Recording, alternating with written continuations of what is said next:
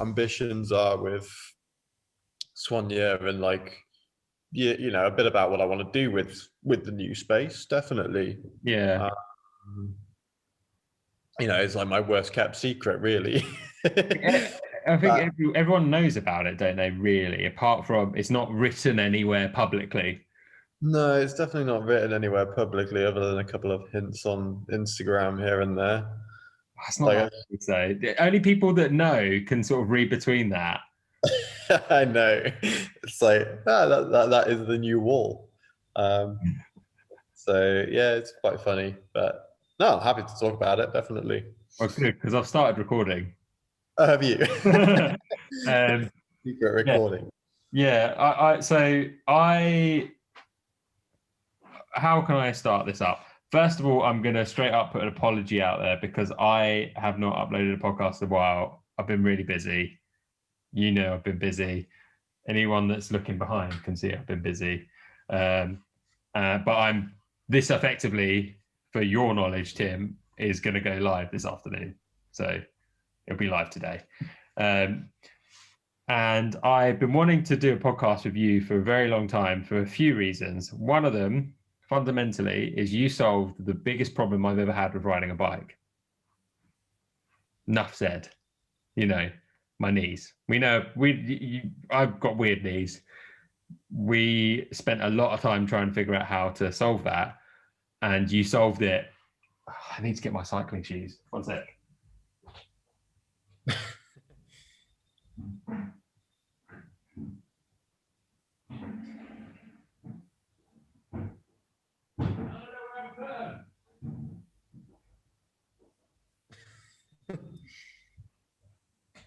That's funny. I don't know where I put my cycling shoes. Problem with packing. One of the boxes behind you. Try one of the boxes behind you. Honestly, I would have worn them a second ago.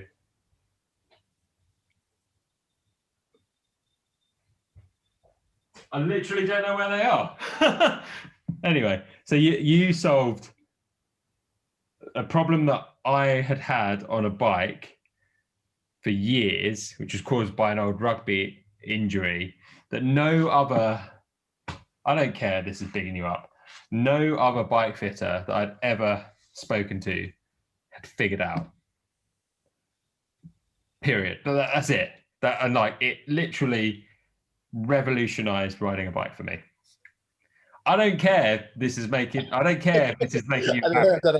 know how to respond to that other than I'm glad I could figure it out. Yeah, and like, you know, and the reason why I think you figured it out is because you have a ridiculous attention to detail and genuinely really listen to feedback. And it was a very much a process of gradually tweaking and changing things. It was a process of elimination. And then it came down to the fact that we effectively ended up almost bodging together insoles, really. That's kind of the best way of putting it. Pretty much. I mean, it was definitely that kind of process of elimination, and it was complicated. There wasn't an obvious root cause for it. I think is the biggest thing. So, you know, the obvious things that bike fitters would try. We tried it and it didn't work. Yeah. Yeah. And I think that's sometimes the biggest misconception sold, that bike fitters are going to resolve problems right from the off, like first go, it's going to be like magic. And sometimes it is. But actually, no, I mean, there's still a lot to learn. For any bike fitter's got a lot to learn. And, you know, we're looking at individuals, not kind of, we're not robots. We're not all made the same, and we haven't got the same problems. And even if we have got the same problems, they're not necessarily going to be caused by the same thing. So yeah, sometimes it takes time to kind of like come back to things and look at things with a fresh perspective. And I think that's what resolved it. Is, I think, just kind of keep coming back to it. and we'll eventually figure it out. And yeah, I'm always happy to do that with an individual. If something doesn't work first time round, we come back and look at it in a new way. But yeah, it's good that we we did get around to solving that issue. So what it was, I used to struggle really badly with my knees and getting hot feet, and all of it combined, especially for long distance stuff, I would get to a point where I otherwise couldn't walk from knee pain, or I was continually having to like swap shoes. And I remember it would have been 2018, which was the first time we started working together. And it was before the National 24 in 2018. And we'd set up the shoes and everything. We'd tweaked the TT bike a little bit. And I remember saying to you, like, oh, I normally will take like a couple of pair of shoes because I guarantee I want to swap them at some point. And you were just like, no, just go with these shoes. Just do it. Stick with them. And I mean, I was fucked after that race, as you should be after the race in the 24 hours, but I could still walk fundamentally. And I remember, I'm pretty sure when I was kind of a bit more alive, I'm pretty sure I messaged you pretty instantly and was like, I had no problems at all with my feet, like nothing, didn't change shoes, didn't even have to bat an eyelid about it. It was something less to worry about, because the problem with those races as well is there's so many things that you're worrying about, and the more you can take away from yourself, the easier it is. So you just have to focus on riding a bike. That's why you get someone to help with making sure you're eating, making sure you're drinking, work with an incredibly good bike fitter to make sure you're fitted as comfortably on the bike, all these kind of stuff. So like, if you can take away all those elements that are causing concerns the best you can do what you actually need to do better, which is simply turning pedals. And that, I genuinely, I will always be incredibly thankful for that, because I don't think from 2018 to what I've done to now, I don't think I could have done half of it. That's very honestly being really honest with you. And that's, I mean, I can take a battering, I can deal with a lot of pain, but I don't think physically I could have done it. Well, that's good. Yeah, I mean, you ride distance. I think, yeah. Not at the moment. Not at the moment. No, nobody's doing that at the moment. Hopefully nobody's doing that at the moment. But I do distance on Zwift. I think I've nearly completed it, mate. The only thing I come close to completing on Zwift was that Halloween challenge. Yeah. I still didn't complete it. Yeah, but it was kind of one of those things, wasn't it? It's a great tool for what it is. Like, it's not the same. I get that. There's so many people that get really grumpy about people that ride on Zwift. It's not the same as riding your bike outside, but it's a means to an end, and it's a good training tool. Yeah, I think my problems with Zwift, or just the turbo trainer in general, well, two things really. One, I spent my childhood on a turbo trainer in the shed down at the back of my garden with a really dim light.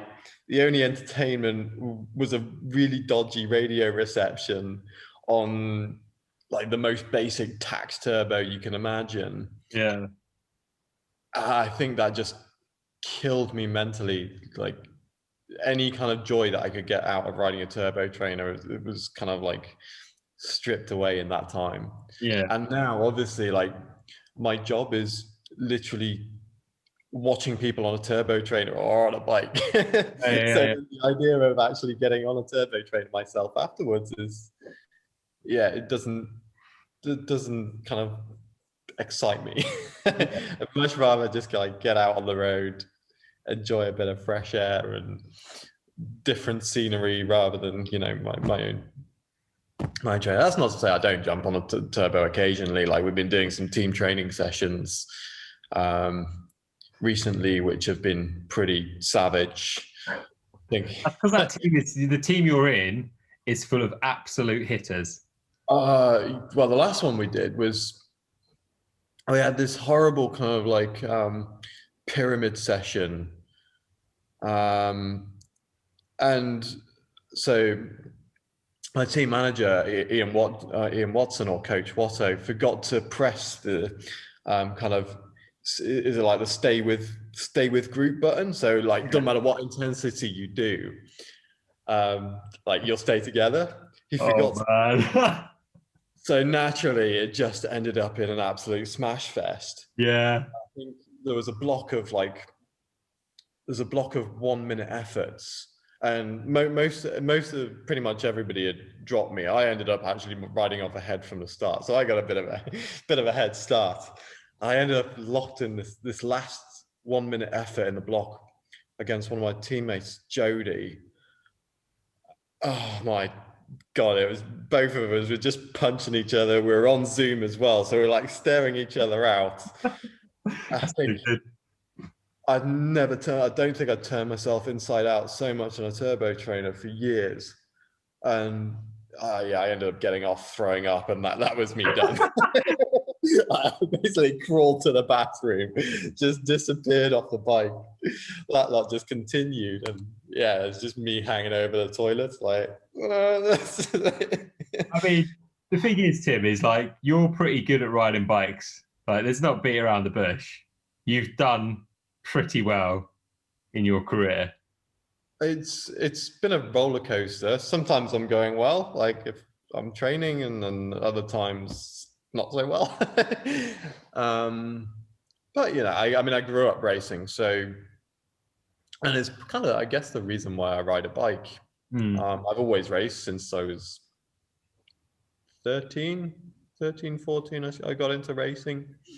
And if I'm training, I'll be racing, and if I'm not training, or if I'm not racing, I'd probably be doing relatively little on the bike, really. Yeah. But you've done quite well in some pretty good races in the UK. Kind of on the amateur side, I guess. Yeah, Yeah. yeah. I mean, to still win the amateur nocturne is a pretty big deal. Yeah, that's a fun race. I really hope that race comes back. If anyone doesn't know nocturne, it's basically a crit around London. It's a crit around London. It's got, in terms of the UK, probably the biggest crowd you'll ever get. Yeah. Certainly for an amateur race. But you've got the elite races there as well, which that's my aspiration, is to go there next.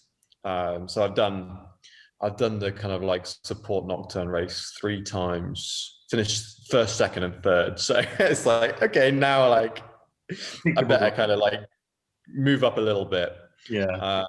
But there's even a possibility I might end up, if it comes back. I mean, I've got a goal to go do some fixed crit racing. I actually have a bike there. I've not ridden it yet. This is like another project. Yeah. But I want to go try some fixed crit racing. I think that'll suit me quite well, and there's always good vibes around those races as well. Yeah, it's a really good community. It's nice that like the North London Thundercats are putting on, or hopefully going to be putting on some of those races as well this year.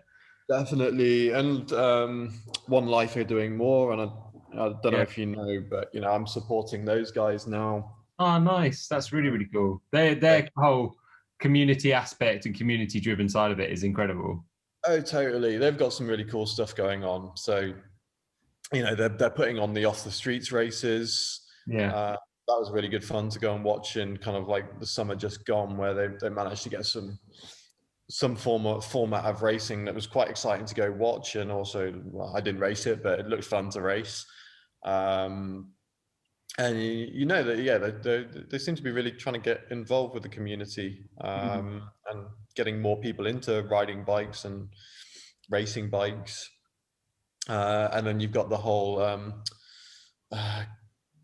can't remember what you call, but Jake 100 is part of it as well, which is, he's doing some cool community-based stuff as well, which I really hope that we can get kind of Soigneur and involved in that stuff as well. And that's, I think, getting kids into working with bikes as well. And the whole off the streets, I think ethos is you know, as well as it being a race, is, you know, give something for kids to do. Yeah. That I did a isn't. podcast with Calvin a while ago, and we were talking quite a lot about it and how it was one of their big aims was reducing kids that have got wrapped up in bad groups, shall we say, where, you know, and it was effectively about getting rid of knives and going cycling. Very, like, to put it as blunt and simply as I can, really. There's much more to it, but and they're succeeding, and like things like with the off the streets races they've done, the wheelie race, that's bonkers. I still don't know how to wheelie. I need to learn. And these kids just like, I say kids because the guys that are doing the wheelie race are generally, they're younger guys. Oh, And totally. they just literally go around a go-kart track, wheeling the bike around. And it's But racing. but racing. And what I think has been really nice to see is how it seems to kind of, what they're doing is kind of galvanized a mix of different London cycling communities in a Totally. really positive way. You've got the fixed gear guys, you know, who pretend to be super cool and are really just a bunch of dorks anyway. You've got people who are like quite legit racers, road, track, whatever it is. You've got the wheelie kids, and everyone is very like respectful and very like complimentary and really impressed by the skills of each other, and it crosses over really nicely. And I think it's incredibly important. I think from when I was at uni as well, I went to an architecture school, which was my course leader, who I'm going to try and do a podcast with at some point, was one of the first black architects globally. And he had to deal with so much like racial prejudice for being black, unfortunately, because architecture is such a fucking old fashioned industry, really sexist, really racist. And with a big reason why I went to that university was because I knew how diverse the course was, and how many different nationalities there were, how many people from different backgrounds. And for me, I was just like, I can learn, take away the fact I'm doing a degree, I can learn so much from these people that I'm going to get to interact with. And I see what, you know, the off the streets guys are doing. And I can see there's a really, like, I can completely see the same tie-in. I think it's fantastic because we can all learn so much from that. Absolutely. I mean, I turned up to just one of those races, and I don't think anybody would have felt out of place being there. That's what you want. Had everybody there, and that's what, you know, that's what I want. I want to see, but also, you know, I want Soigneur to represent that as well. That, you know, a bike is for anybody. Period.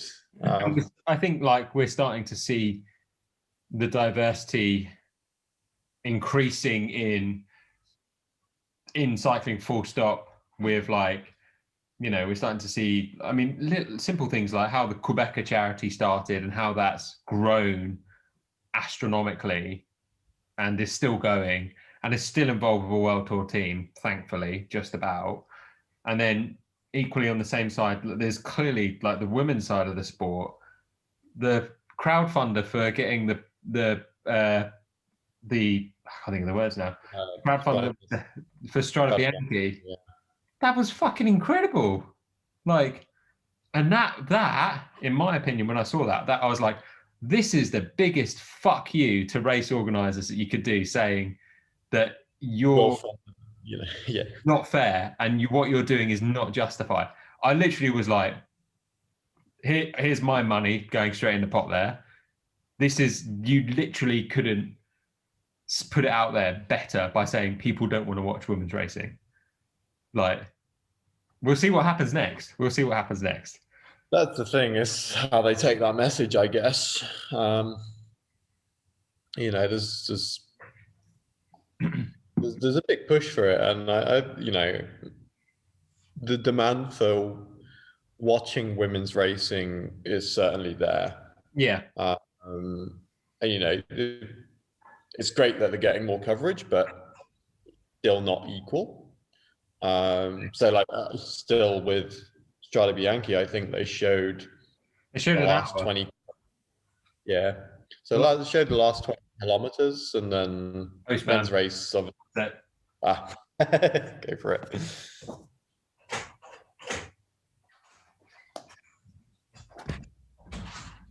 Hiya. Thank you.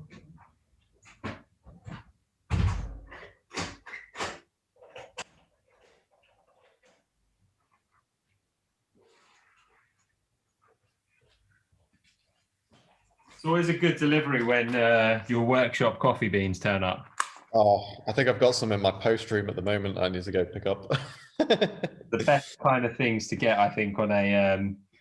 I've literally just ran out as of this morning, so it's a good thing. Sorry. Anyway, we were talking about. Yeah. Obviously, it was an epic race. Like, oh, it's amazing. You know, it's definitely a lot less predictable than the men's race. Yeah. I mean, the men's race was pretty spectacular. Yeah, like, yeah. That was pretty amazing. But you know, if you were gonna like pick out the riders that were going to be in the front, you know who's going to be there. Women, yeah, we're starting to learn how those races work, but I think it's still crazy exciting. There's still in the women's peloton. I mean, the problem is with the men. I think, as you sort of alluded to, the men's side is really predictable. Like classics race, you know, you could probably go. It's going to be between these 5 or 10 riders. Grand Tours, it's going to be between these 5 riders. The women's side of it, in my opinion, you can kind of get a rough idea. Like we all knew that SD Works were going to have someone up there. Yeah. Who it was another debate. It could have been Ashley Moolman-Pasio. It could have been Chantel. It could have been anyone. You know, it could have been anyone in that team because it's such a strong team. We all knew Van Vleuten was probably going to be up there as well. Like, yeah, because she's beast. But then where it gets interesting is, in my opinion, is that a lot of the women are so diverse. So, for example, they could win the Giro Rosa, and then they can go and win Flanders. It's nuts. I mean, you've got sprinters that attack and try and break away solo. You'd never get Sam Bennett or Arnaud Demar do that. Never in a million years. You know, you're not going to see them until the last 150 meters. Yeah. But you know, it's crazy. Very different mentality, and it's great. It's amazing to watch. It feels more raw as well. Totally. I mean, it's racing. Yeah, it's absolutely racing. It doesn't feel like it's so driven by power numbers or tactics. It feels, for me, I think women's racing feels like it is just like, I feel good, I'm going to go. That kind of attitude. It's like similar with like the juniors and under 23s. There's definitely quite a bit more aggression shown in the racing. Totally. And do you know what? I actually do think that the shorter races do help with that. You even see it at my level. You know, shorter the races, the more aggressive the racing, the more unpredictable it gets. Yeah. I genuinely think if they ran men's races shorter rather than like 200, 300K single day races where the first 150, 200K is just riding through the countryside, just like killing everybody off, tiring everybody out. Like, you know, there'd be a whole lot more. You know, I think there'll be different names around, like different riders making names for themselves or given better opportunities to make a name for themselves. I think it's been really noticeable with COVID and lockdown how it feels like there definitely is a change in mentality to racing as well, because people don't know when their next race is going to be. Yeah. To be fair, it's made it pretty exciting. Yeah, it's like every race is the last. That's. I mean, you wouldn't have necessarily put. I was surprised that Egan Bernal was on the podium at Strade Bianchi. Pleasantly. I mean that front group. I mean, last 2 Tour de France winners, like the Van der Poel and Art's kind of battle, and you've got the world champion there. Tom Pidcock in there. And then you've just got Tom Pidcock, who's like Michael Gogol as well. Like second or third world tour race, and he's like hanging out with the best single day racers in the world and holding his own. Yeah, it's incredible to watch. Like, his trajectory has been amazing. The amount of joy that he's going to give to British fans in an Ineos jersey is insane, I think. Yeah. I mean, I have to admit, I didn't used to be a fan. I'm sure probably a lot of people weren't, but yeah, that's flipped. I think, definitely want to see more of where he's going. Yeah, and I think the team came out at the end of last year very publicly saying they wanted to be an attacking team and to make the racing more interesting. And I think Froome moving on is probably will allow that as well. I think they're going to become a team which is much more. I mean, we can see it in the races we've seen already. Like Pippo Ganna, he's just a beast, an anomaly in the genetic world to be that strong. It's just insane. It's insane how strong he is. And you've seen him at the Giro last year as well, where he's just like, ready, steady, I'm going to go now, and just goes. I can't remember what race it was, but there's a race this year where he was in the breakaway and then he just rode off the front of the breakaway, and all the rest of the breakaway were like trying to catch up with him, and like some guys like shooing off the cat motorbike and all this sort of stuff. And he's just just doing what he likes to do. Yeah, just go when he's ready. It's pretty insane.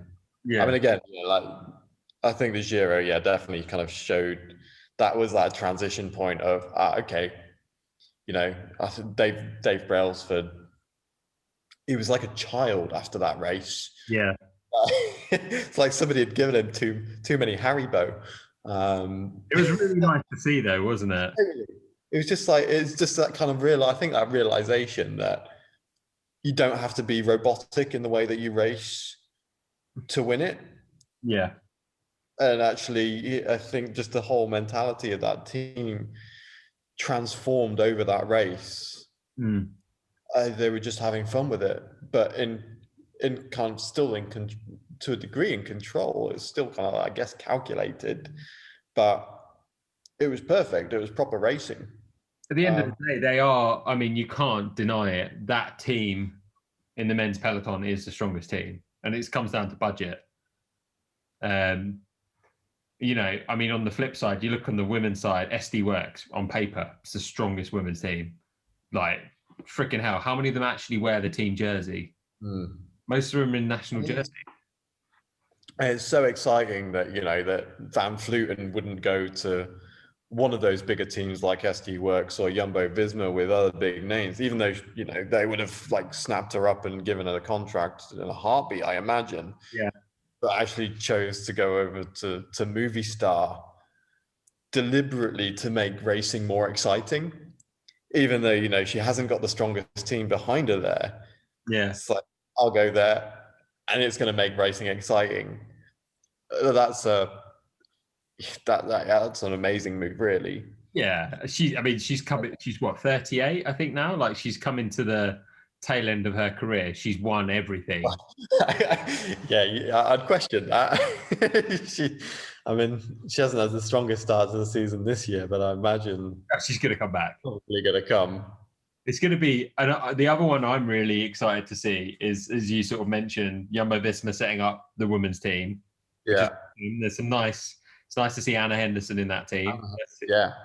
Super, super strong Brit there. It's also awesome that Voss is there, who is you can't deny it. She is the most decorated cyclist, not female cyclist in the peloton. Like, I imagine she's got a couple of wardrobes of rainbow jerseys by now. Yeah. Spilling out. It was cool. She's never done better than top 10 at Strade Bianche, but I think she was 7th. But it was cool it was actually cool because she looked like she was proper racing. And And that was like, I don't know, I felt like the last couple of years when she was at CCC, she just didn't seem to quite settle in on that team. But then Yeah. she'd been in that system from CCC really for like, I don't know, like 3 or 4 seasons with all the different iterations and changes of that team. So it's, I'm excited to see what Voss can do, and same Anna Henderson as well. I'm like, she was attacking at some of the races, the smaller sort of spring classics. It was really cool to see. Yeah. I mean, the rider I'm desperate to see make that breakthrough with the win is Cecily. Yeah, Ludwig. I'm so desperate to see her win a race. she's I just always can't nice. when it happens. I think it'll be a spectacular post-race interview. Like it is a when, it's not an if. It is definitely a when. Definitely. Super talented, super talented. Uh, I realise we've spoken a lot about bike racing, and that's because both you and I are big, genuinely, actually fans of bike racing. Like I think you get contrasts of people who love cycling, as in riding their bikes, and then you get people who are fans of the sport who also love cycling. And both you and I are definitely fans of the sport and watch the races religiously. I haven't caught up on the races yesterday, so I do know the results. I know what has happened with Sam Bennett. Equally, Cav come in second. I know. It's a sod Tim. What's his face? Like I was trying to look behind him. It's like, where is Cav? Shit, second. I was like, Oh, good. yeah, Like, so good. I'm a huge Cav fan, and fundamentally, like for his own confidence, that's massive. That He must do something with confidence, definitely. Yeah, I mean, he hasn't. I was looking back at his results. The last time he was on the podium was 2018, summer 2018. So fuck for his confidence. It's got to be such a good. I mean, you could argue, oh, it's not as big a race. There's not as big a teams there, whatever. Result is a result. It doesn't matter, No, there's still some big names there, some decent names there, and it was a really tricky. As you say, you didn't watch it yet, but My it was a really tricky finish. Yeah, but the thing that I've been worried about Cav is he showed, that he's still capable of doing what I think he needs to do to be winning races. And that's that's his confidence in getting through the gaps, forcing his way through the kind of group. Because it's been very clear last year, especially, he did not have that confidence. No, he's like the first kind of like sense of kind of dangerous situations he's been out of it, and that's what he's kind of most well known for. Is he'd appear out of absolutely nowhere, and yesterday he kind of showed that he can still get through that situation, and I hope that does kind of inspire him a bit to know that he can still do that, and when he gets everything back, I still think he could be a force to be reckoned with.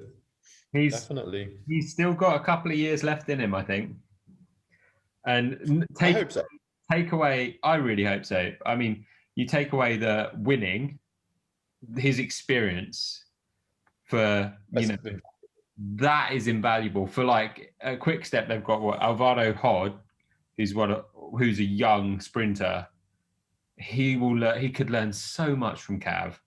And there's some younger guys in the team. His knowledge and experience is going to be so priceless. And even someone like Sam Bennett sprinting on the hoods, what the fuck? Even someone like Bennett, there's going to be so many things he can learn from Cav. I mean, we can't deny Sam Bennett's an incredibly talented sprinter, but Cav probably still got 5, 6, 7 years on him.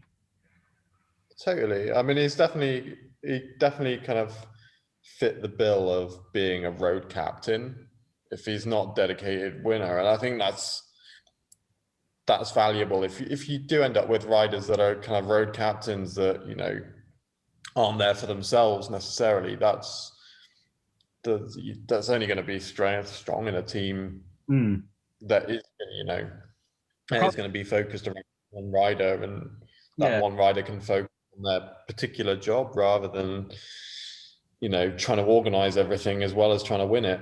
What race it was, but it was Cav was in the breakaway. Did you see it recently? Yeah, that Like, last year. no, it was this. It was like last week. Oh, I didn't watch it. I did. That one. Uh, the Sammy, yeah, That one. Cav was know in. he was in it. Yeah, and I was just like, holy shit! That's You know, another. He he's can someone. ride brakes. Pardon? Like he can ride brakes. I mean, you've seen it in like national championships over here with Ooh. some like, you know, he's away in brakes with Ian Stannard and Steve Cummings. And he holds his own there. I think there was the one up in Scotland where he was away in the break. Um, that could be a good direction for him. He's such a Like, strong rider. Like, change mentality. You know, I think he's yeah, probably so used to being the kept rider in the bunch, do nothing all day. Um, it's exciting to see that he's trying other stuff for sure. yeah, definitely. I think everyone obviously he's going to have his haters, but I think a larger portion of people really are hoping for him to come. You know, back to, it's great to see the second place and to start to see some of that form coming back and the confidence. And he's someone that is fundamentally is going to rely on the confidence. Like he's a right, and quite a lot of sprinters are like that anyway. You know, but As a sprinter, I mean, effectively a sprinter myself. That's what I'm good at. You need to have confidence in what you're doing. yeah, Um, it at the end of those races, it is a fight. Even at amateur level, you know, it's a real fight for position. Again, going back to like Nocturne, it's probably the hardest second cat race in the country yeah, in terms of, you know, that absolute fight, literally out of the starting pen.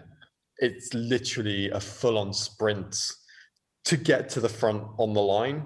yeah, Before you started the race, you probably putting out, I think I probably put out like 1,500 watts off the starting gate, out of the pen, just to try and, like, from the back of the, like last time I got caught at the back of the pen. It's yeah, like, oh, crap, like this is really bad. Just knowing what you've got to do and where you out of the first lap, you've got to be top 15 places. yeah, yeah, Shit, you need to sprint hard here.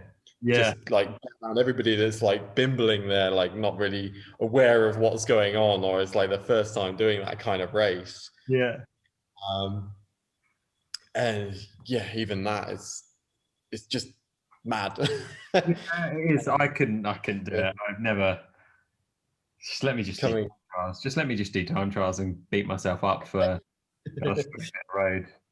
just try 24 hours of hell. Go right up and down Box Hill for 25 and a half hours. Just do that again. And, Disgusting. mate, that was. You won't find me doing that. You won't find me doing it again. I'll tell you that much.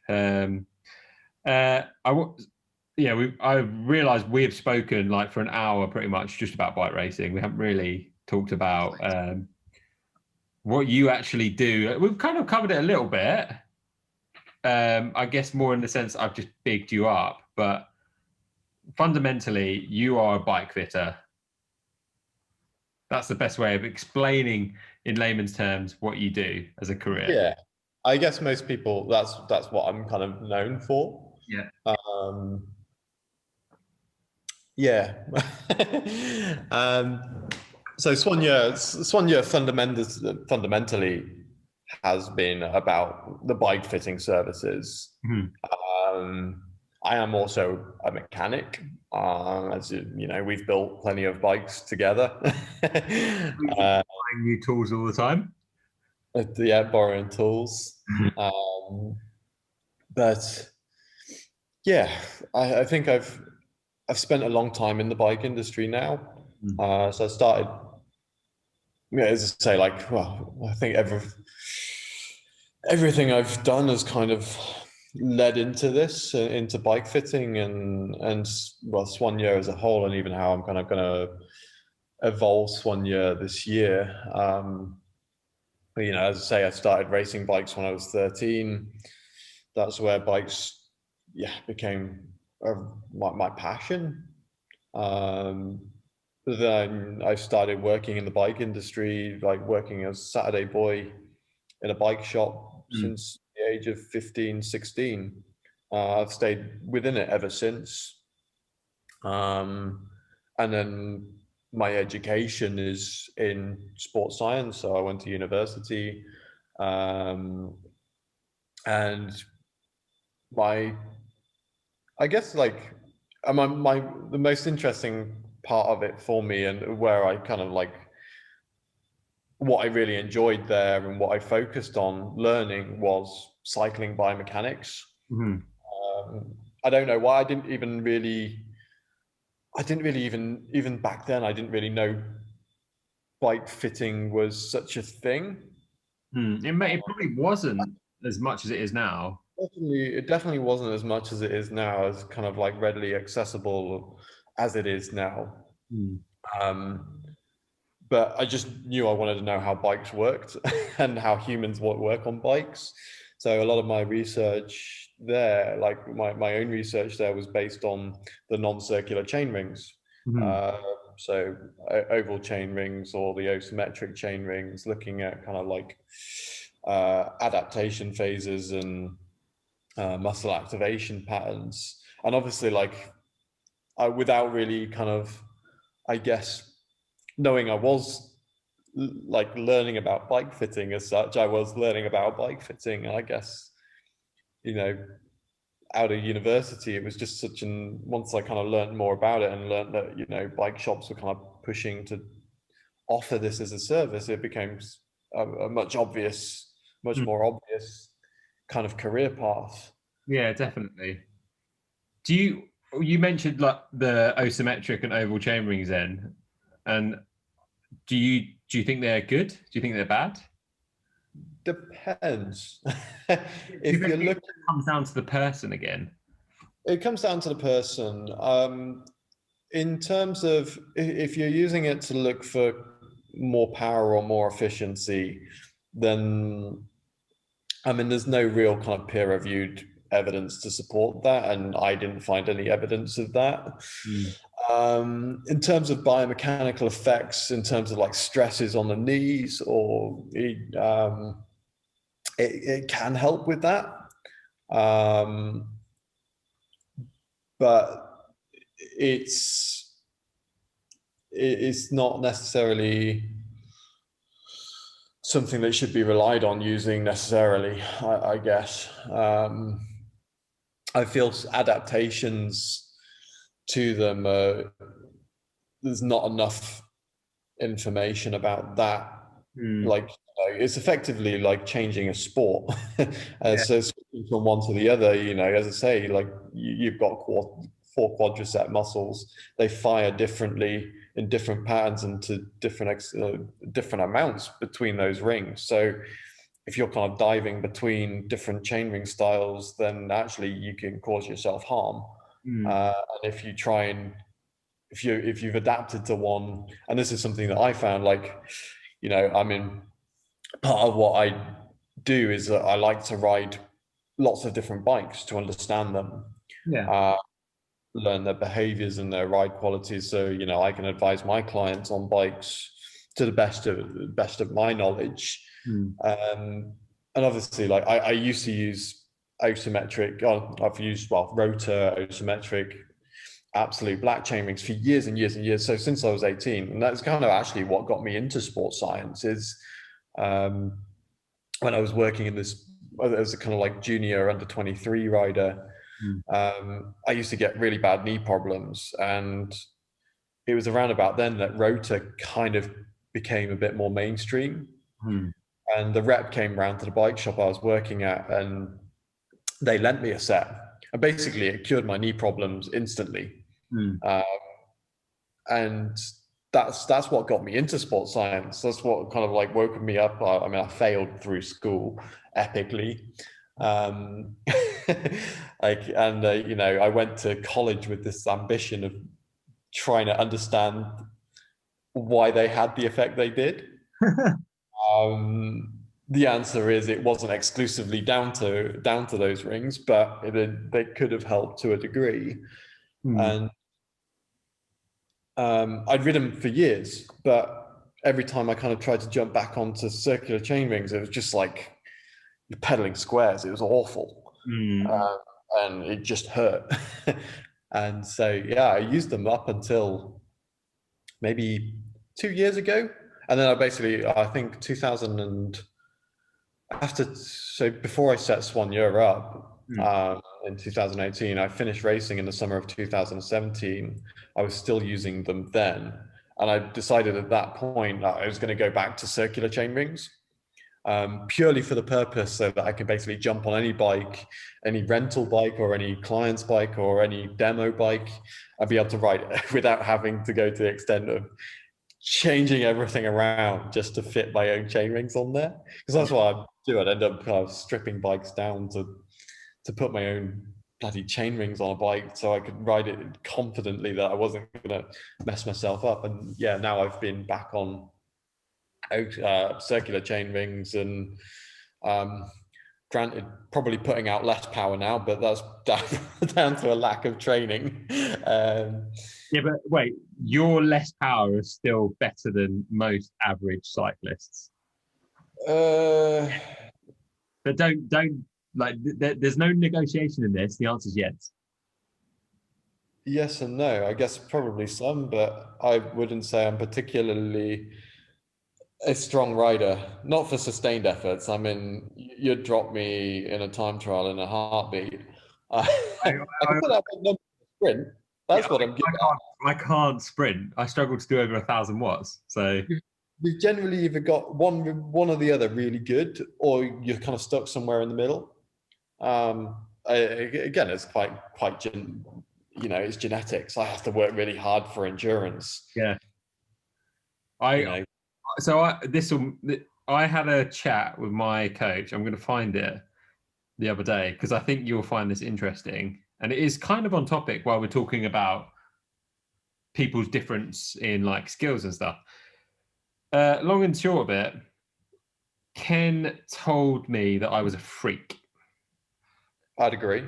Yeah, I mean, not the first person to say it. And we were talking about what is the number we were talking about?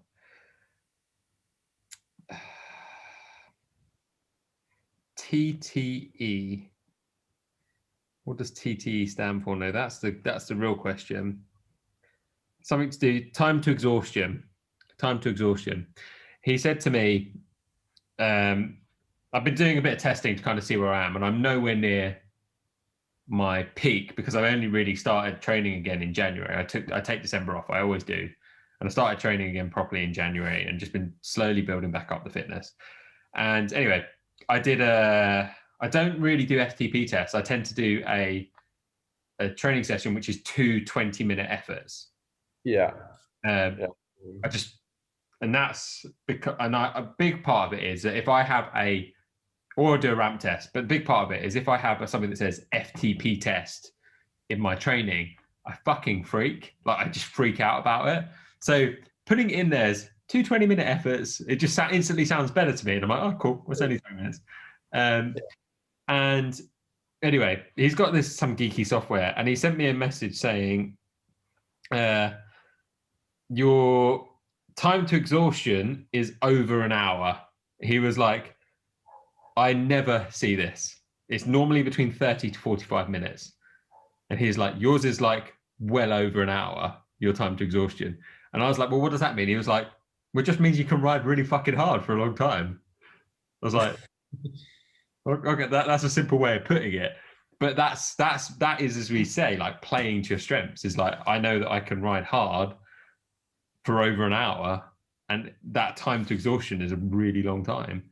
But you try and tell me to sprint, I struggle to do over 1,000 watts. Yeah, I mean, it's like I'm the opposite there. Yes, my time to exhaustion is about 10 minutes. I think it's more a mental thing than anything. I haven't done an FTP test since maybe 2000. Yeah, probably 2015 was the last time I did an FTP test. I just don't care. Like racing isn't about like unless you're a time trialist. Yeah. That number means It doesn't mean nothing. anything. Yeah.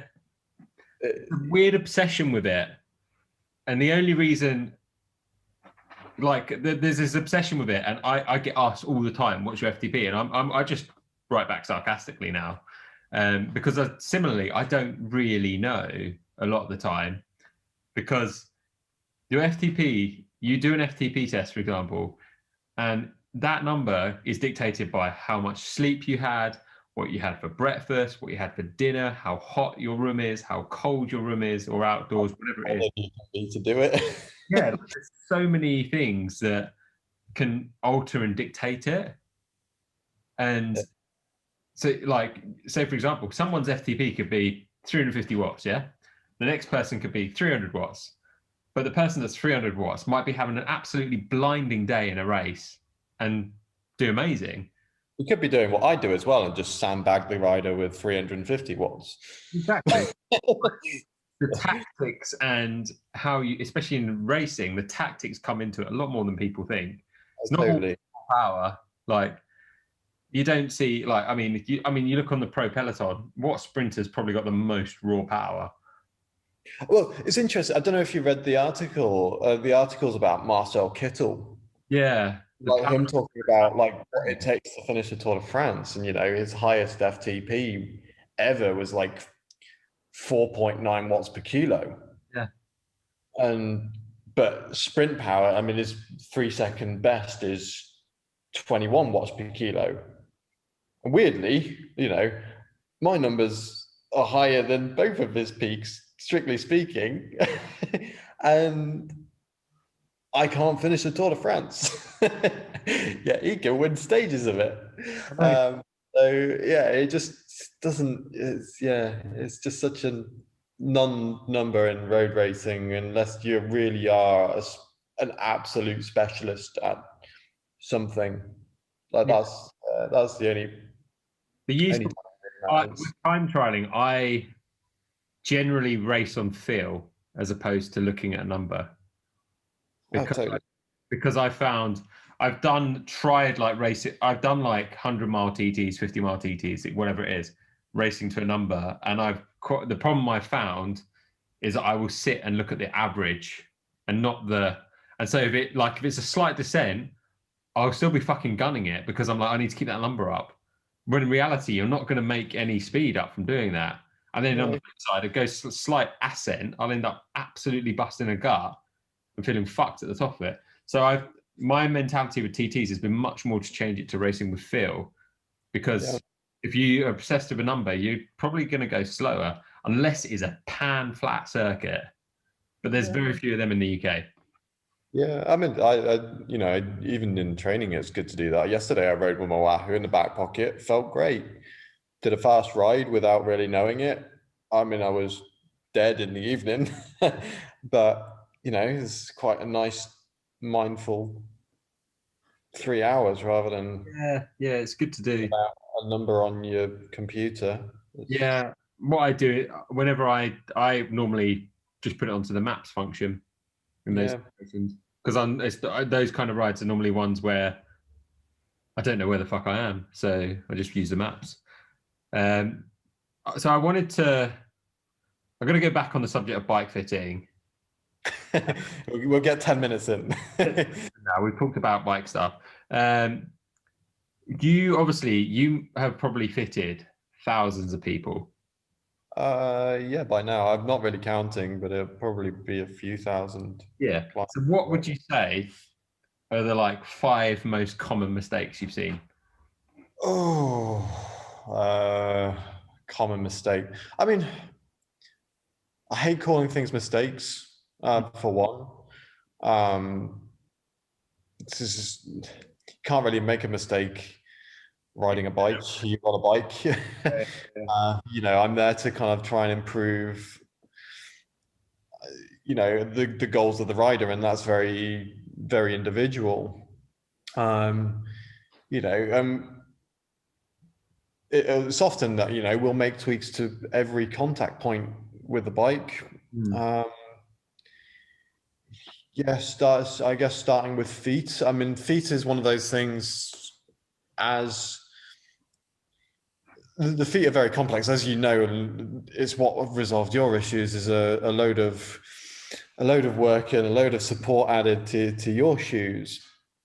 Was that something that's more than likely going to be neglected by everybody setting up their own shoes? Mm.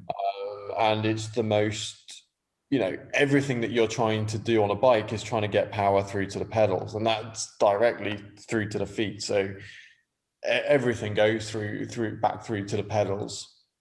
And so support is something that's regularly added to shoes, not always. But in some ways, yeah, it can really help kind of provide stability and prolong kind of riding before fatigue or kind of discomfort. So like knee discomfort can often come down to feet positioning, or lack of foot support. That's usually, again, often coupled with strength as well. So glute strength. Everybody rides different amounts. I work with a lot of casual riders that will only get out once a week, and you can't expect those people to be as developed and as self-supportive as somebody training 20 hours a week. But yeah, so feet is always something that I'm very attentive to, and can often spend a lot of a bike fit focused around that, and often making kind of gradual tweaks all the way through the session, because as you change something else, it may come back down to something happening at the feet. Saddle positioning often changes. It's quite funny reading online is one thing I see on forums is, try putting a saddle up. Most people have the saddle too high, and that's not true. It's sometimes it can be either way, just as much. It can equally go off, as often go up as it does go down. Yeah. There's so many variables around a saddle, including the saddle itself. I think a lot of people do also jump to the conclusion that the saddle's an issue. The saddle itself is an issue, whereas actually saddle position can be probably, a strong influence of issues around the saddle. So it's like saddle soreness, or numbness, or pressure in the wrong place. But I'll always say that the wrong saddle in the right place, or a better place, is always going to be better than the right saddle in a worse place. Cool. So people trying to swap around saddles constantly, if they haven't got the saddle in a good place to start with, that works to support them in the best place on the saddle, you're not going to kind of find the result from doing that. I've always found with saddles that I remember when we've done stuff, I used to always ride on a Roman. Yeah. It was pretty good, and that is probably one of the most popular saddles out there. But I got given a Pro Stealth, and I remember when we first set up my bike with that, I wasn't convinced by it. You hated it initially. I didn't like it initially, and now that is the saddle that's the only road saddle I'll ride. And I think I didn't like it because it just felt different. Yeah, it's kind of an alien feeling to it, and there is often that. I've changed contact points on a saddle, and it's alien because you've not sat there before, so it feels hard. It feels maybe sore even initially, but as you ride more, that's the saddle I rode across Australia on. It's the saddle I did Atlas Mountains on. It's the saddle I did 107 TDF on. It's the saddle. But on the flip side, like as well, I've struggled for a long time with TT saddles, just not found one that was quite right. And I was using, I'd used Physique's one, I'd used tried out the Bontrager one, tried out the Specialized one. I just didn't feel quite right. And then I was using the Pro, what's it called? Aero Fuel. And it was close, but it wasn't quite right. So I basically just did some research and I settled on this one. I sent you some photos of it, Dash, Yeah. How are and you getting on with that? really good. It's a ridiculously expensive saddle. Um, you have to import it from the US. There's no distributor in the UK, but and I mean, you know, I with the pro stuff, I'm very lucky having working with Shimano. Like I can get that stuff quite easily. The pro Aerofuel saddle was good, but just not quite right for me. Saddles are so personal. But then loads of people like try out this Dash. If it doesn't work for you, you could sell it on like a TT forum for as much as you paid for it because they're so hard to get hold of in the UK. And I was asking like, why do you think it would work? And a lot of people's argument was it's quite similar to like ISM saddles, which are loads of triathletes and loads of TT riders use the ISM saddles. It's very similar, but it's narrower. So the issues that a lot of people were telling me about the ISM one was like rubbing on your thighs. I've got big thighs. I'm definitely going to get rubbing on the thighs. So anyway, I ordered one and I've pretty much solely been doing my training sessions on my TT bike. And normally I would get off and I would have numbness on the previous saddle. None of those problems. Just really, really positive. Really positive. Nice. Yeah. Actually, that reminds me. I mean, I've got something for you to try here as well. Potentially, if you want to try it. I will Uh, always want to try something. just some different bar ends for your TT bike. Interesting. Okay. Yeah. I need to I need to come and say hi to Tim then. You need to come say hi. We also need to set up some more insoles. Yeah, we do. I Talk thought it all out at the same time. about the subject of feet. Yeah. So what about so saddles is it's an incredibly personal thing, and as you say, the wrong saddle in the right position is going to be better than the right saddle in the wrong position. Yeah. That's the right way of wording it, isn't it? The other thing that always interests me is handlebar width, because like I like narrow handlebars, and I haven't got really broad shoulders, but I've got relatively broad shoulders. But I prefer a narrow handlebar, and the reason for me is I like instinctively my hands feel better like that than they do like that. That's more comfortable for me to be I closer. mean, just for anybody that's more comfortable, it's a lot less strain on your shoulders and neck, that's for sure. Yeah, the industry's kind of caught in this kind of like weird standard situation where, you know, it's not always, but often handlebars on stock bikes are too wide. It has gone the opposite way where handlebars on bikes are too narrow as stock. So again, it's individual, but it is more common to see handlebars that are optimally too wide for an individual. The same with cranks, isn't it? Though quite often. It's the same. Yeah, I mean it's interesting, and again, weird standards that came about in the 90s. I blame Shimano, but it's more kind of the mountain biking. What I've kind of put it down to is the kind of like when mountain bikes started coming about and they wanted to find more leverage on the cranks. I mean, you go back to the 80s, the two crank standard lengths were for the road were 165 and 170. Yeah. And that was it. 172.5 and 175 didn't really exist. Adam Hansen, who rode like 180 cranks or something stupid as well. Yeah, I mean, Adam Hansen is. I mean, he's his own sort of law, isn't He's he? his own thing. But it makes no sense. Like, there's no sense to longer cranks meaning more power. And actually, I think Phil Burt, who's a very good bike fitter up in Manchester, he's worked with GB and Team Sky for years. Did quite an interesting article on Bike Radar about that, and you know, is kind of asked about crank length, and you know, basically the conclusion is you can go too long, but you can't go too short. Interesting. You don't power by going shorter with a crank. It can be better on your knees. It can, you know, proportionally, you know, the taller riders are going to get away with longer cranks because proportionally, crank arm length as a percentage to leg length is going to be smaller than that of a smaller rider to even the shortest cranks you can get as standard, which is, the shortest standard is pretty much 165. You can go shorter, you can get much shorter.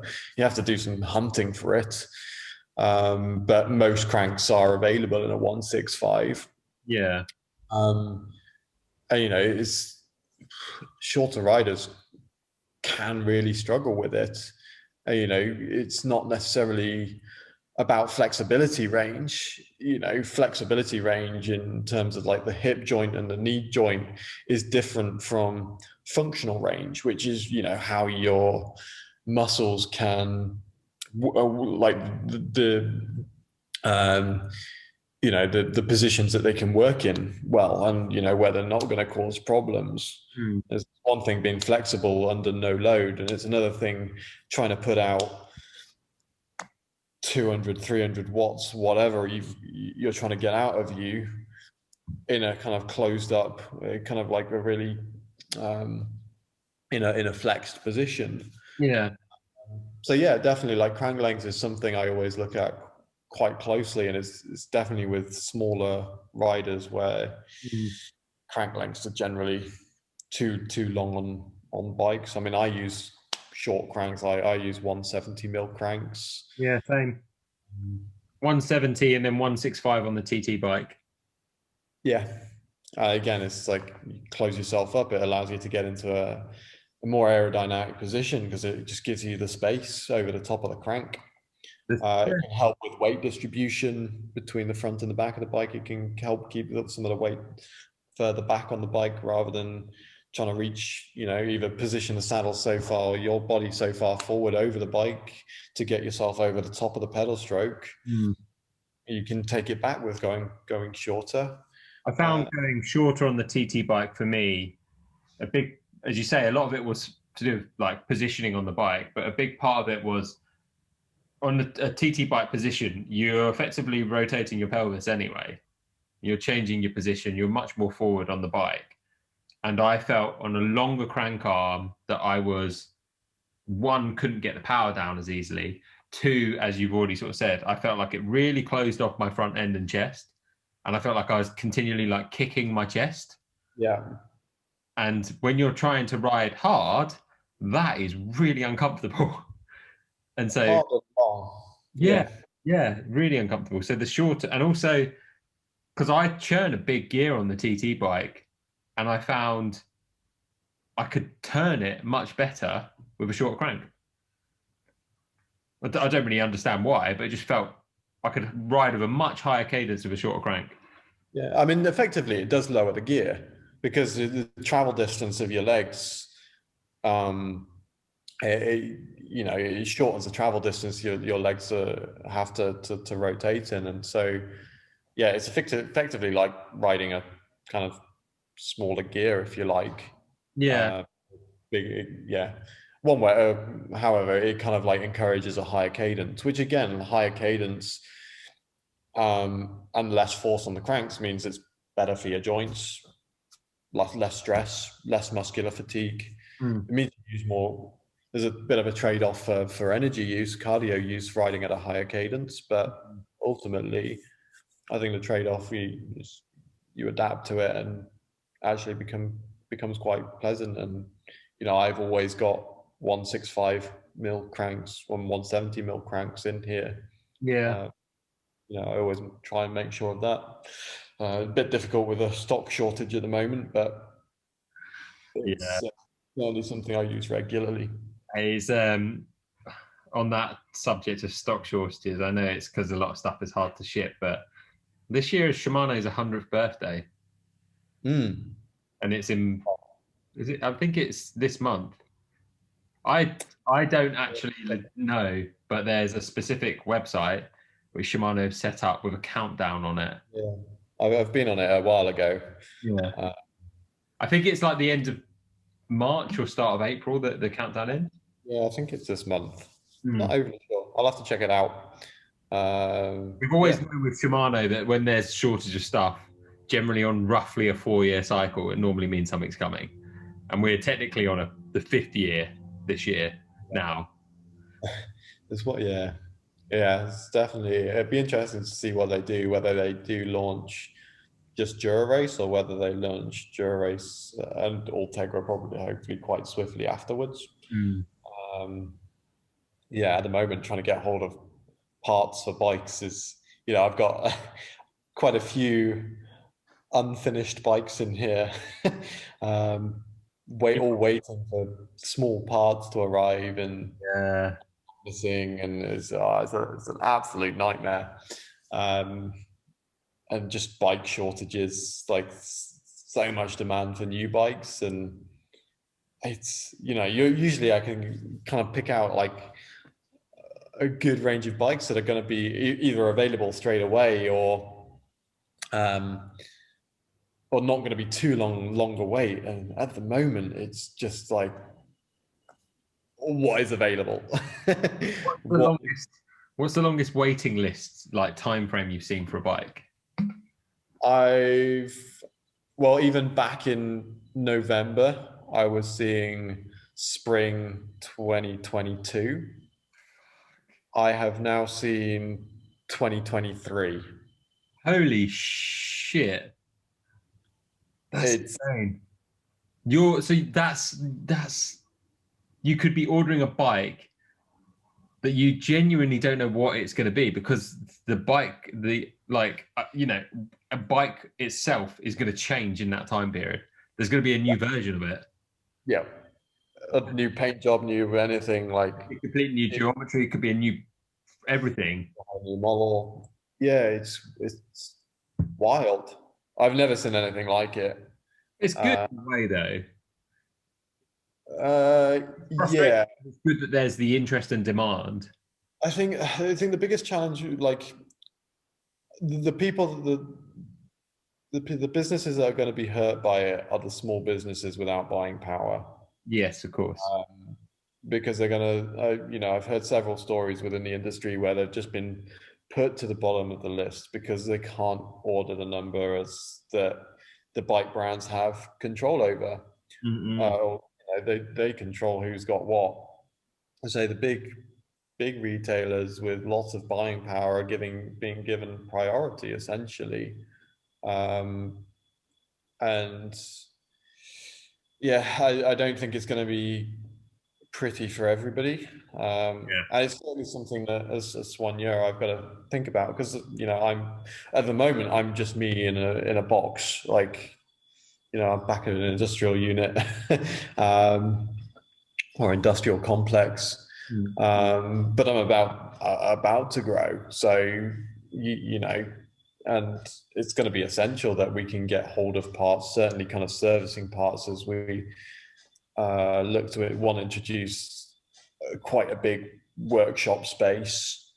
So yeah, hoping to be able to get a big kind of workshop capacity. Mm. Um, but yeah, new bikes is one of those things that is going to be difficult for a lot of small bike shops for the next year at least. Yeah, of course. Um, for me, it may be a slightly different situation, hopefully. So this summer, I'm actually launching my own bike brand, um, which is exciting. An absolute, it's been a hard journey, but yeah, there's I hope I'm doing something really exciting. From Not what just I've seen, it's pretty cool. every mate's got every kind of like millennial has now got their own bike brand in the bike industry. I hope to bring something unique to the party, and Yeah. hopefully, like in terms of quality of service as well, is where we'll kind of hopefully exceed what other brands are offering. Mm. Um, but yeah, that's hopefully going to be a big part of how Soigneur is going to grow. It's not going to be. called Soigneur. Before it's not going to be called Soigneur. It's going to be called something like Soigneur. That's like Soigneur. Yeah, I think you know the name, don't you? Yeah, we're going to keep that one quiet for the time being. What it's also probably that is probably one of the other worst kept secrets in London anyway, because there's a few samples, shall we say? I guess that's a way of wording them around. Yes and no. So yeah, you don't know that news. I'll share that one with you privately. Okay. Cool. But yeah, there's I've been riding bikes, blank bikes, for a little while now. Yeah, they look great as a blank bike. They're great as blank. Yeah. But yeah, so that's really cool. And I haven't been bike fitting throughout this lockdown. I just don't think it's probably loop holes around it, but I just don't think it's right having family working in the NHS at the moment. I know what they're dealing with, and I know that my business can have a negative impact on that. So I've decided that while the government is saying, non-essential services stay closed, I haven't been bike fitting, but I've been involved in, so it's quite a few different projects. So, like I say, I'm opening a new shop, which is going to hopefully kind of, I want to establish it as much of a community hub for cyclists as I can in North and East London. So that's going to be based in Walthamstow, nicely close to where I live as well. Sorry? Where you live, and a great way to get out of London. It's just basically out, isn't it? Just on the outskirts of out. So yeah, we've got an amazing space. It's big. It's big. I've got to fill it. Like at the moment, we're kind of planning the fit out and how we're going to do that. It may be even that I do half the fit out. If we're looking into options of whether I can do half the fit out, move into there with the fitting side of things while fitting out the other half.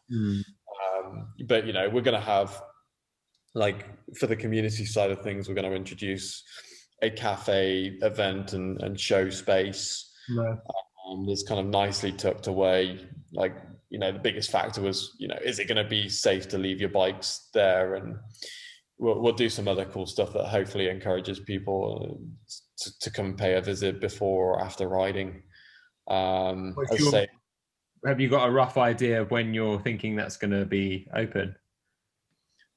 Well, the goal is post when things can get back to normal. So what June? Like, I don't really want to rush something if I can't. I want to be able to launch it properly. Yeah. Like, I don't want to do something for the sake of just having it there. I want people to kind of explode into using it. I think that'd be a lot more exciting than being able to kind of trying to serve a coffee and shooing people out the door without being able to kind of offer the full experience. I think that'll be a lot more exciting and a lot more sensible as well. Let's just get through this crap and then we can have fun.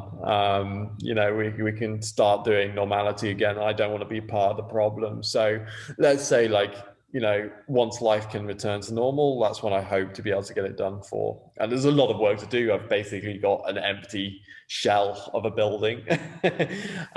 So literally, everything has to go in. But yeah, it'll be really nice, I think. Really, sorry? Very exciting. Yeah. Stressful. Yeah, I've been planning this for literally just about for the last year. Yeah. It's been in the works.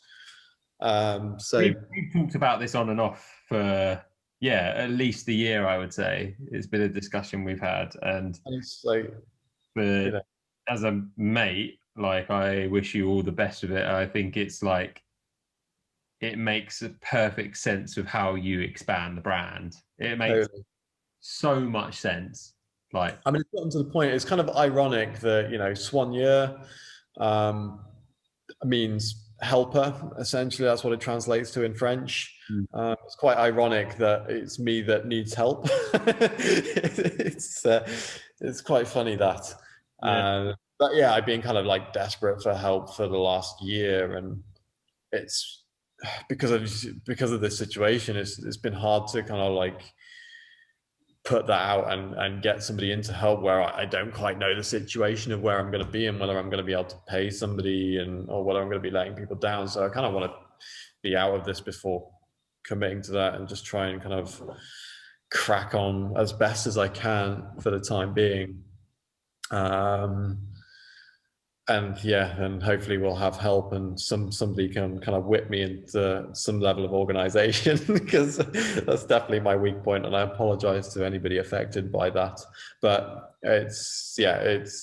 it'll be great. I'm already working with a few people to try and introduce. So I've been kind of working in this time off as well on a bit of a kind of an industry pathway program. mm, So I really want, as I say, like diversity is important to me, and I genuinely mean that. mm, Like it's so important to me, um, and the industry has is underrepresented by so various people from various backgrounds, and so I want to encourage people that feel like maybe the bike industry hasn't been a place for them before, and or like they want to get involved, but want to find that kind of space where they're going to be invited into it. mm, um, I want to find those people and help them into the industry, and I'm already working with a couple of people on that, which is exciting. Kind of hopefully have some really awesome people working with Soigneur, um, that that will have a lot to offer.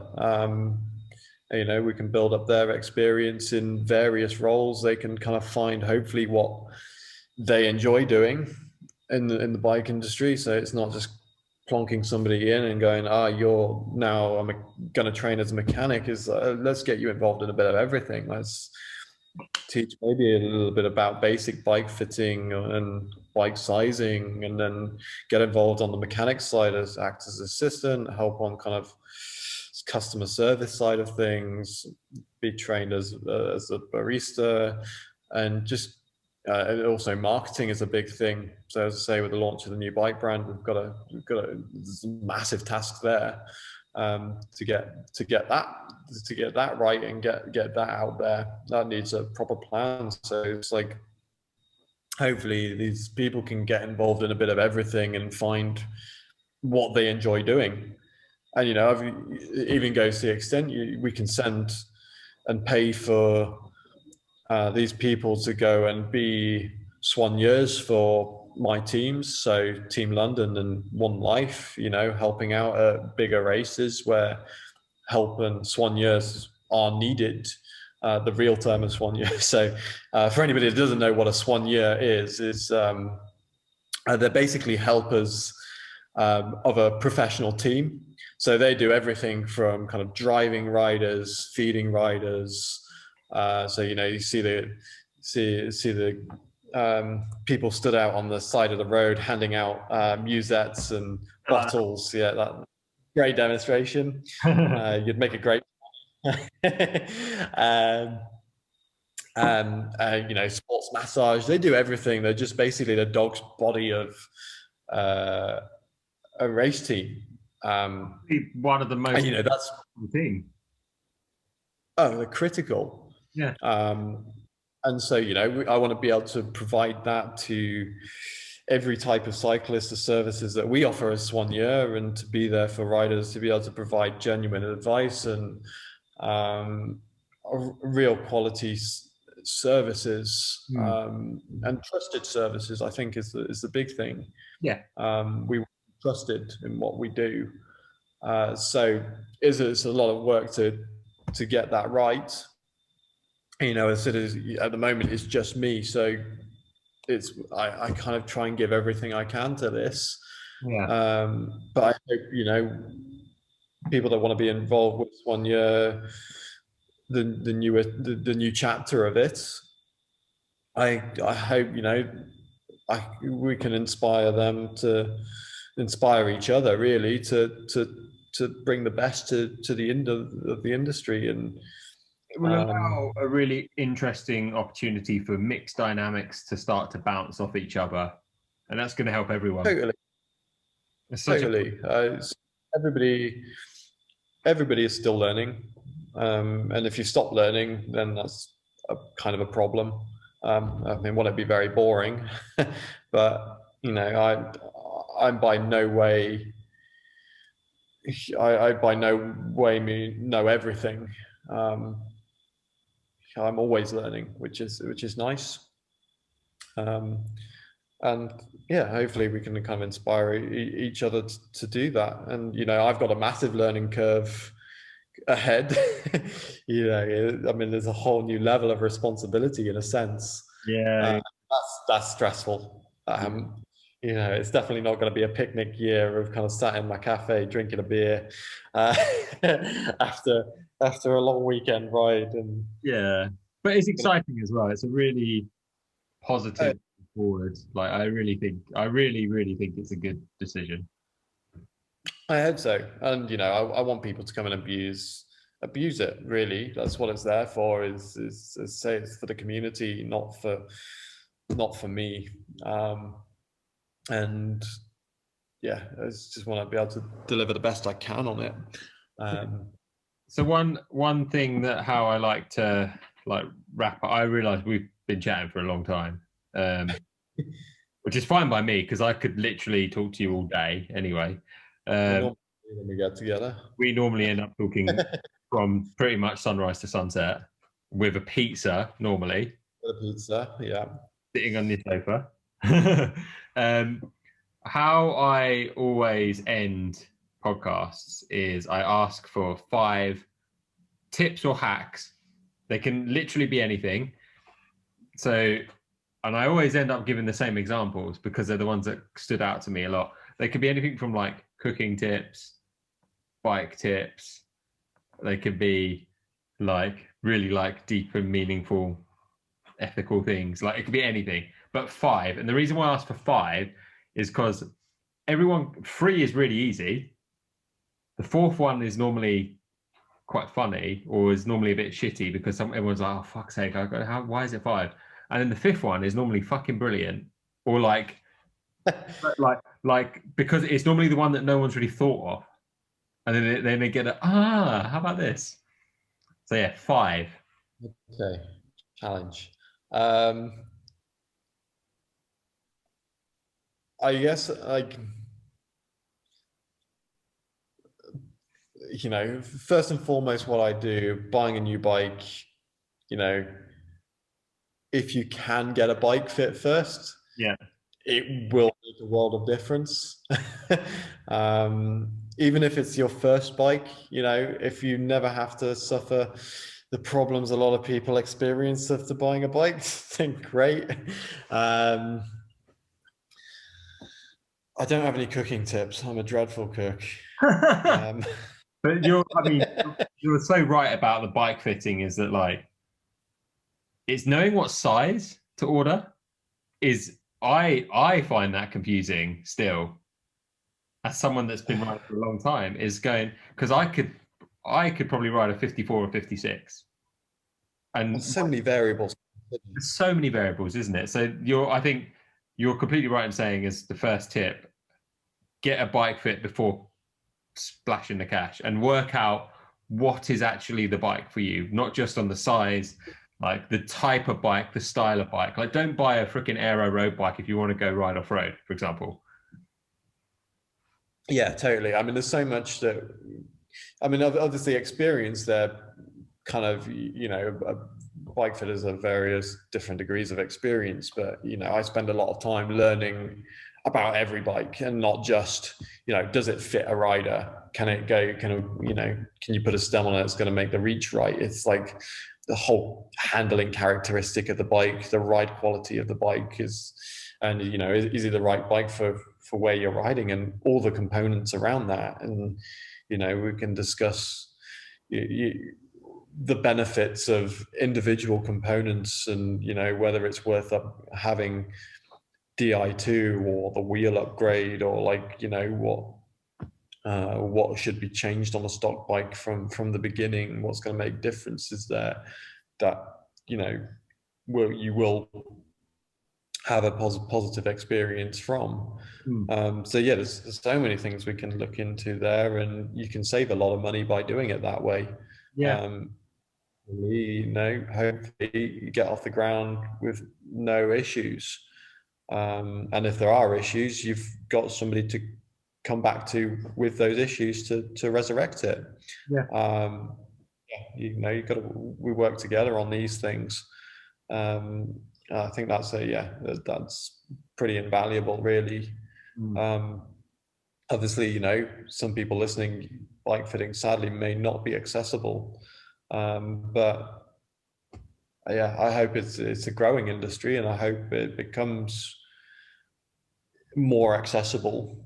And I hope, Soigneur will hopefully add to that a little bit further down the line as well. There is a lot of good resources out there to help educate yourself on it and understand a bit more. And you provide a lot of that yourself as well through your social media accounts and advice and showing the fits of people you've done. And that's out there as well to help advise people who maybe it is out of, like bike fitting is not cheap, like just in the nature of it.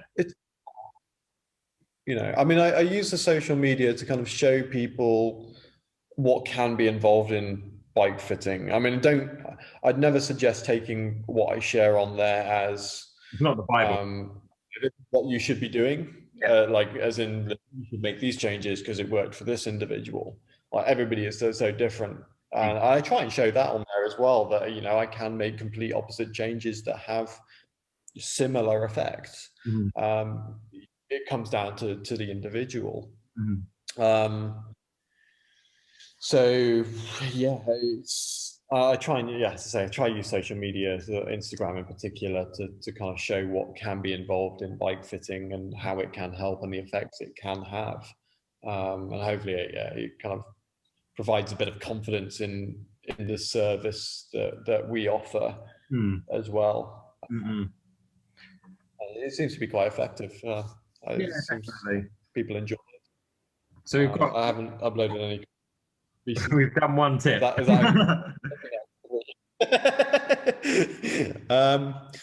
so yeah, that's my big bike fitting tip. Racing. For anybody new to racing in particular, or whether they've done maybe even a few seasons, don't focus on points. Don't focus on categories. Like it means nothing. Go out and enjoy the race that you're doing in the moment, and you'll be a lot more successful. Go and learn what the racing is and how to race and the craft of racing. You'll get a lot more from it doing that. And I'm a victim of that for God knows how many years. So I only realized that points and categories mean nothing in 2017. Before that, I was. Though that's the thing. Sorry. No one really gives a shit about it. About what? Points and like. Oh, they do. No, they definitely do. Like points, people get obsessed by it. But I mean, outside of the context of people racing. Oh yeah, nobody gives a shit about that. But if you are racing, just go race, go and enjoy it. And if you're not racing yet, give it a go. It is good fun, and hopefully it comes back to life this year. There's a lot of,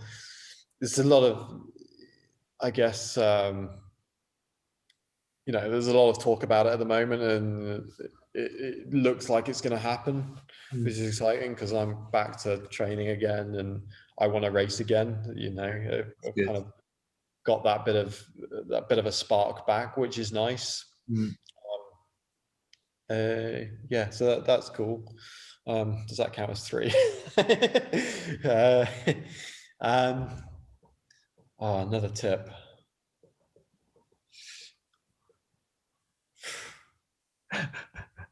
Yeah, you said 4 would be hard. Yeah. Come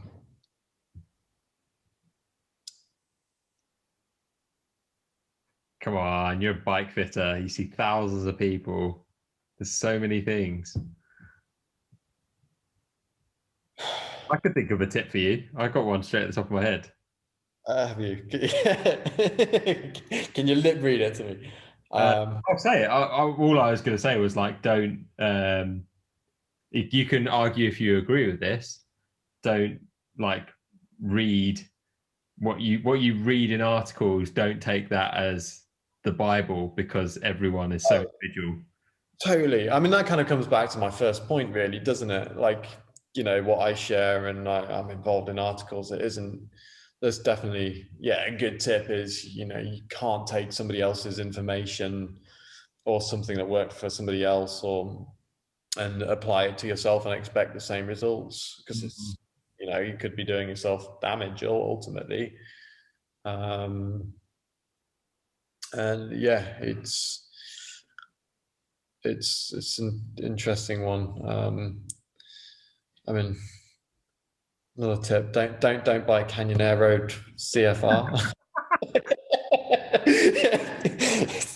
Seemingly the biggest engineering fuck up I've certainly ever come across, and I've come across a fair few. I mean, that's a great 5th tip, I would say, and I would also say it's fascinating how I mean, it's not just an engineering fuck up; it's a marketing fuck up as well, because how Canyon as a brand works, and like, love them or hate them, they're a bike brand that's incredibly popular. We can't deny that. There is reasons for that. There's definitely reasons why they're so popular. But you look at this bike, which was a bike which was already delayed in its coming out. You've had the issues with the seat posts. We've now had the handlebar issue. And so Van der Poel at Strade Bianche was still racing that frame with a different fork, and a mechanic had obviously just got his drill out and drilled some holes in it for the cabling. That's what we do with your bikes. That's what we do with my bikes. That's definitely what happens, isn't it?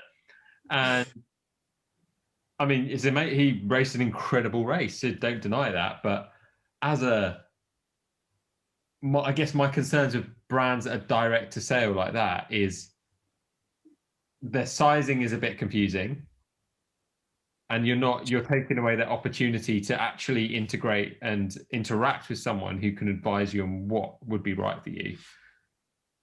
Yeah, I mean, I've actually put my own measurements into that. I don't fit a bike. Yeah, any of them. I'm just curious to see what it does and what it tells me. It tells me consider a different model. Every model is like, it doesn't fit you. Well, I'm not really weirdly proportioned here. I'd say I'm kind of quite average, but seemingly it just doesn't work for me. I tried to fix it stuff for a TT bike, because like when I used to have the Giant, for me it was like the Giant was a great option because it was very good value for money for the type of the aerodynamics of that frame. Great value for money frame. Shit brakes, but for the cost of the frame, they're good value for money. It's a world tour time trial frame, and it's pretty reasonable. I also looked at the Canyon TT bike, and I had exactly the same issues about sizing as I sat bang between two sizes.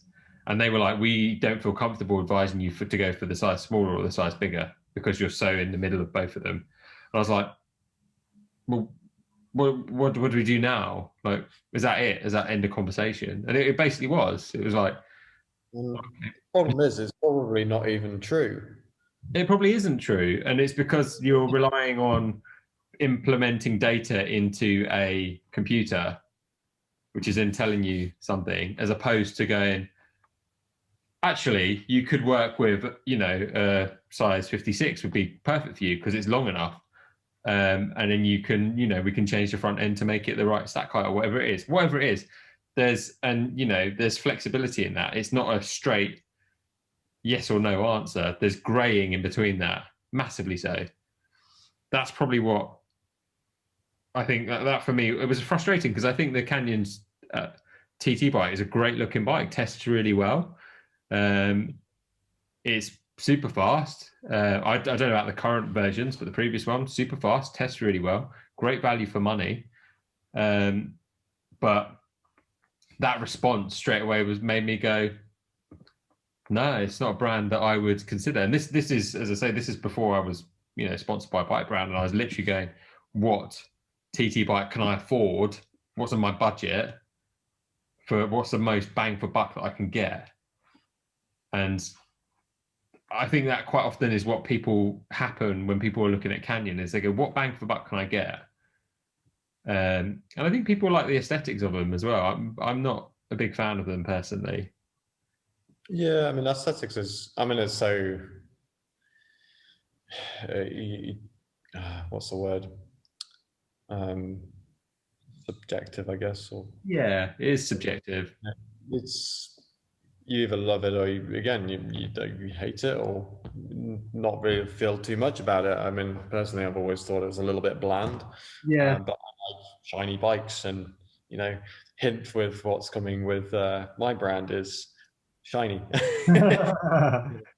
Very shiny. Not exclusively, but we're going to try and do something that's There'd be a really, holographic Pokemon edition. yeah, exactly. Imagine Charizard, shiny Charizard on a bike. That's what we're going for. Everyone wanted the Charizard. He was the best. But sorry, Everyone wanted Charizard. He was the best one. have you seen how much they go for now? I read an article on Hype Beast the other day about the original Pokemon, and I'm like, I'm certain mine are in my mum's attic. Yeah, same with me. I'm certain they're up there. There's got to be something of value up there. Might be buy me my own bike, new bike, maybe. I'm gonna go. Funded by Pokemon. Pardon? Funded by Pokemon. Yeah, I mean, I was like a serious collector. I had all of them. I had the first Charizard in my primary school. I'm very proud of that fact. And it was in I think one of the first packets I'd ever bought. And I opened it up, and my dad bought me and my sister like a packet. And I remember my sister insisted on having one of the packets. And I was like, I don't care. I'll just have whatever one my dad gives. And I opened it up, and there was the Charizard in it. And my sister was like, oh, I wanted that one. And I was like, you insisted on the other one. You got anything in it. Oh dear. Yeah. That's fine. But yeah, I think there's a lot to answer for by Canyon. Yeah. For that, whatever's going, there's so many things. I mean, I'm not. I say I'm not an engineer. I mean, I'm working on the engineering side of another new bike brand, which is really cool. That we're looking to manufacture in the UK as another lockdown project. Something you told me about. I'm not going to say anything about it, but this is one you told me about before, I think. Yeah. So basically, there's a group of us, some really amazing names from the British industry, or like British, people, like some really great minds going into it. Yeah. I'm really excited to be a part of it. It's possible it could launch this year. We'll have to see. There's still a long way to go with it. Like at the moment, we're doing some rapid kind of prototyping with it, which is cool. So hopefully there's something kind of physical in the next couple of weeks. But you know, even as I say, I'm not like I'm not necessarily a design engineer doing the CAD drawings for it. I'm more on direction, but there's obvious issues with that bike. I don't know how they've been overlooked, but it's not pretty. You know, the media are having a bit of a field day with it. Yeah, it's try and reinvent the seat post and reinvent the handlebars. yeah, Both of them have gone wrong so far. yeah. Handlebars not necessarily for the reason that was kind of like expected, but regardless, he's you know, snapping a handlebar on a bike that's done probably a couple of thousand kilometers. You know, people are buying bikes for many years. They've got to stand up to It's the cost of that, and it's quite worrying to see, and it's quite worrying in the sense that it could, the potentials of what could have happened, you know.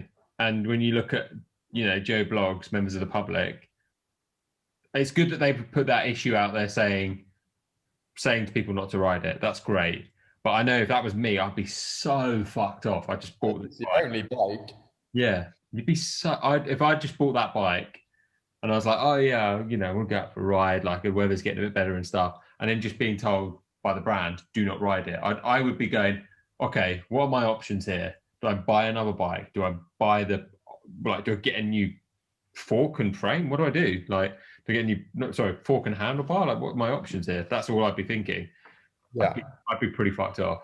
So there's also going to be that thing in your mind, isn't there? Is like, this is not going to definitely make me a bit cautious, but we'll see what they come out with, and you know, they're not shipping to the UK anyway at the moment. I think Canyon are. It's Rose that have stopped. Rose have stopped shipping to the UK, but yeah, it's a bit of a weird one that. So, can't be bothered to fill out some forms. Brexit bullshit, I think, is the correct term.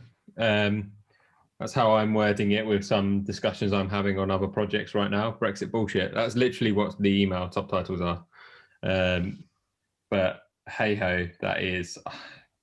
I won't let us go on an event about that because that could be another hour.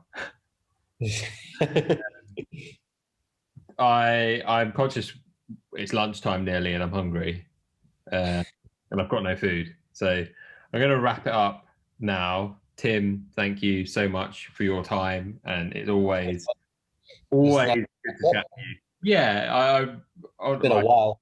It has been a while, and I really enjoy catching up with you. And if you don't follow Tim, Soigneur London, isn't it? Soigneur London, yeah. That's my last tip. Follow Soigneur London. Wow. Follow Soigneur. Give me a follow. Like, yeah. Follow what comes next, because it's for everybody. Yeah. Like, goes beyond bike fitting. And yeah, I hope people are excited by it and hope people enjoy it. When are you looking to start fitting again? I mean, this is another question. I think they're saying 12th of April or something is when like non-essential services can begin again. Yeah. As I say, at the moment, I'm considering options of moving now. What that kind of like time frame is going to look like. So I don't have any definitive answers on that. I want to put out a newsletter from my website as well soon to kind of like hopefully update everybody that's been signing up to the newsletter of when I'm going to reopen the bookings for that. If anybody is interested in booking my services, definitely I'll like following what I do as well, sign up to that newsletter, because hopefully I can give a bit more detail and that's where the first information is going to go out as well. Yeah.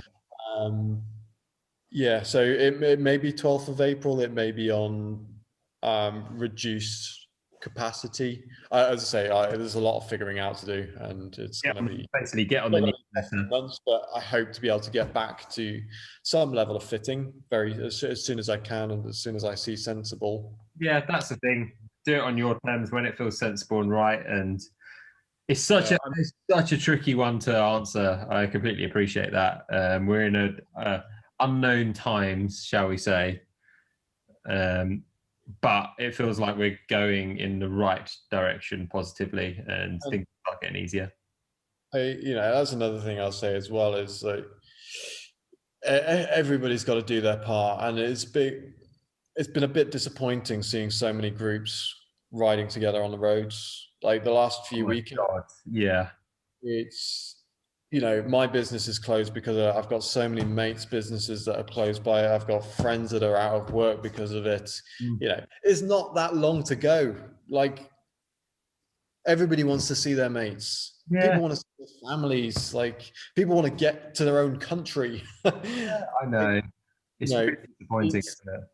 It is disappointing. It is selfish. It's not that difficult. Everybody's in the same boat. It's a massive privilege to go out with one other person. Yeah, massive privilege. Today was the first time I've gone out for a bike ride with another person. Yeah. This year, and that was pure. And the reason why this happened is my friend Nick. The reason why we went out for a bike ride is both of us are moving out of London. It's the last time we're going to see each other for a very long time. And both of us were like, are we all right to do this? Like double checking. And we were like, oh no, we're okay to do this because we can exercise with one other person. But there's that hesitation to both of us, which is what everyone's attitude should be. Totally. I've only really been out with just one other mate. Yeah. Like very occasionally, and obviously my partner Rosie I've been out with a fair bit, but we live together obviously. Exactly. But when you're seeing big groups, and the problem isn't, it affects me as well, because you're either being overtaken or overtaking these groups as well, and it's just like that's a danger in itself. And in terms of, don't want to be associated to it. No. People, I've had it in a couple of times. Like I've been into Regent's Park a bit recently to do bits of training just on my own, and people are jumping onto the wheels or onto my wheel as I'm kind of doing intervals. And actually, most people have been pretty respectful when I've asked them to get off my wheel, just give a bit of a wave like behind. But yeah, at this time, like even in the best of times, it's not great jumping on people's wheels you don't know. Nobody wants it. I don't want it. If I'm on my own, I'm on my own for a reason. Yeah. And right now is definitely not the time to be doing that. Yeah, it's so. I say it's just that's my last tip. Just persevere with the guidelines that are in place. We'll soon be able to go out with a group of 6. We're so close. If everybody can behave themselves, if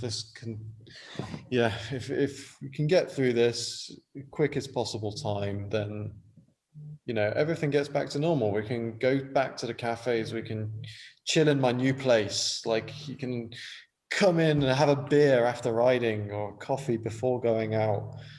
That's what we want.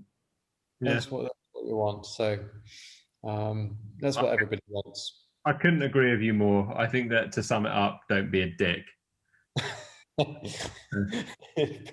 just to put it bluntly, if you've not got that message, don't be a dick. People's jobs are at risk. People have not got an income. Yeah.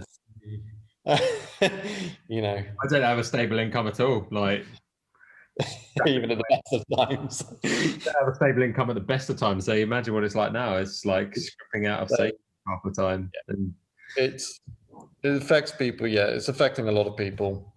People don't realize, especially if you're self-employed, like we are, people who are in like an employed job who maybe have been furloughed or whatever, I feel do not understand or appreciate the pressure it is on people who have their own businesses, people who are self-employed, people who freelance, because they've got that secure bubble from their company they work for. But you've got to remember, that's not fucking safe, because if that company is in a position where it thinks it could fold, it is going to cut you like there is no tomorrow, because the company is more important for the people that run the company than the people that work for it. Totally. Don't be a dick. And yeah. Anyway, mate, I'm gonna go get some food. Always a pleasure, never a chore. Absolutely. Hopefully, when things have got better, we can go for a ride. We still haven't been for a ride. Like we've bumped into each other in the park once upon a time, I think. We need to go for a proper. We've never actually been for a proper ride. It is coming up. When are you moving? Friday. Well, when you come back for a weekend, let me know. If it's in the spring, I've got my awesome gravel, like Bluebell gravel route. Yeah, I'm keen. Bluebell season gravel is awesome. Okay, that's a date. We'll do it. Cool. Mate, I'll be back much more than people think anyway. I've still got a house. Yeah. I mean, if you've got nothing better to do, I'll rope you in to help fit out Soigneur. Yeah, I've got nothing better to do. I'm sure. It's like casually roping in mates to sort this out. It's like Ben May. It's like, yeah, you're not doing anything. You're not cutting hair. Come on. Get it. Yeah, no, I think, yeah, of course. Anyway, I can help out. Of course, I will. You already know that. You don't need to ask. Anyway, you know that. Cool. Right, I'm going to stop this. Thank you so much.